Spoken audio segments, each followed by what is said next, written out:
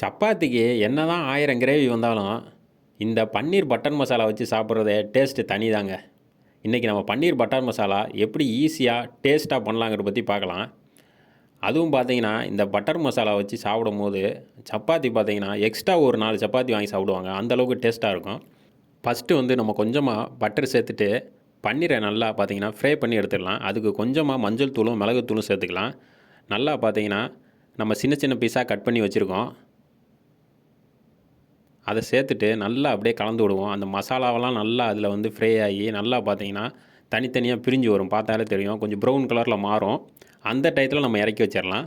நம்ம இந்த மாதிரி லைட்டாக ஃப்ரை பண்ணி சேர்க்கும் போது தான் அந்த பன்னீர் பட்டர் மசாலாக்கே உள்ள டேஸ்ட்டே நல்லா அதிகமாக எடுத்து கொடுக்கும்.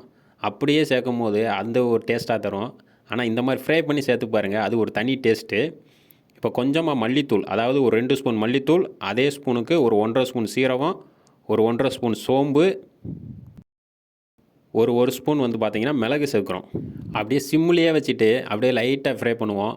அப்புறம் பார்த்திங்கன்னா கொஞ்சமாக அரிசி, அதை எடுத்து லைட்டாக தூவிக்கலாம். காரத்துக்கு பார்த்திங்கன்னா ஒரு 3 காஞ்ச வத்தல் நம்ம சேர்க்க போகிறோம்.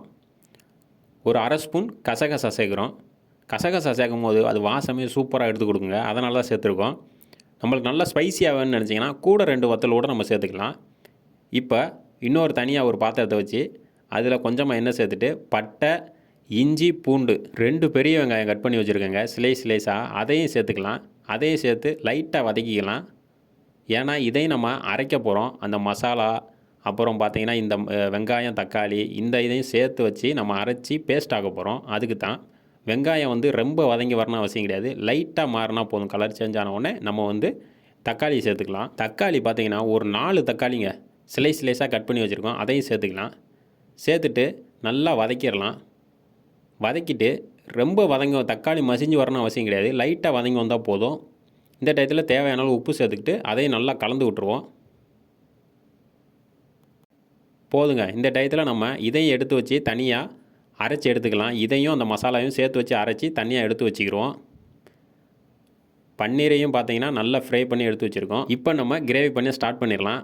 அதே பாத்திரத்தில் ஒரு 2 பெரிய வெங்காயம் மீடியம் சைஸில் அதை ஸ்லைஸாக கட் பண்ணி வச்சுருக்கோம். அதை வந்து நல்லா வதங்கி வர அளவுக்கு வதக்கிக்கலாம். நல்லா வதங்கி வரணும். அப்புறம் பார்த்தீங்கன்னா குடமிளகா ஒரு பாதி குடமிளகா கட் பண்ணி வச்சுருக்கோம். அதையும் சேர்த்துட்டு நல்லா வதக்கி விட்ருவோம். இந்த பன்னீர் பட்டர் மசாலாக்கே அந்த குடமிளகா பார்த்தீங்கன்னா ஒரு டேஸ்ட்டே எடுத்து கொடுக்குங்க. அதனால தான் நல்லா பார்த்தீங்கன்னா வதங்கிருச்சு. இதை தனியாக எடுத்து வச்சுக்கலாம். இப்போ நம்ம அந்த பேஸ்ட் மாதிரி அரைச்சோம் பார்த்தீங்களா, மசாலாவையும் அந்த வெங்காயம் தக்காளியும், அந்த பேஸ்ட் எடுத்து ஃபஸ்ட்டு சேர்த்துட்டு நல்லா கொதிக்க விடுவோம். நல்லா ஒரு 2 நிமிஷம் நல்லா அப்படியே சிம்லேயே இதாகட்டும். நம்ம தட்டு போட்டு மூடிடலாம். ஒரு 2லேருந்து ஒரு 3 நிமிஷம் கழித்து நம்ம பார்ப்போம் எப்படி இருக்குன்னு பாருங்கள்.